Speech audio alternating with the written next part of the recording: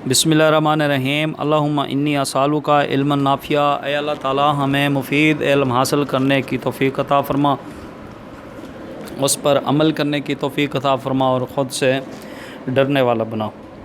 अज़ीज़ तलबा, आज का हमारा लेक्चर नंबर 4 है कि सेंट्रल नर्वस सिस्टम किस सिस्टम को जो है कंट्रोल करता है और ये किस चीज़ पर मुश्तमिल होता है, और उसके बाद दिमाग किसे कहते हैं और दिमाग के कितने हिस्से हैं।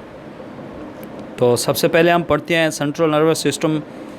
सेंट्रल नर्वस सिस्टम पूरे नर्वस सिस्टम को कंट्रोल करता है। ये दिमाग और स्पाइनल कॉर्ड पर मुश्तमिल होता है। उसके बाद हम पढ़ते हैं दिमाग के बारे में।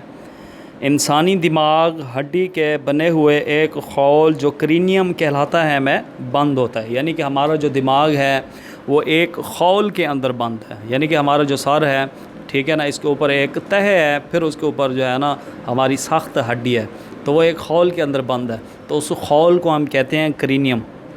तो ये करोड़ों इंटरन्यूरॉन्स पर मुश्तमिल होता है और इंसानी दिमाग के मुख्तलिफ़ हिस्से हैं। हिस्सों को पढ़ने से पहले एक सवाल, क्या आप जानते हैं कि इंसानी दिमाग का वज़न कितना होता है? शाबाश।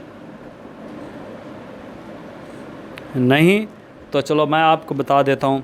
एक बालिग इंसान के दिमाग का वज़न 1.5 किलोग्राम यानी कि 1.5 किलोग्राम होता है, और ये जो है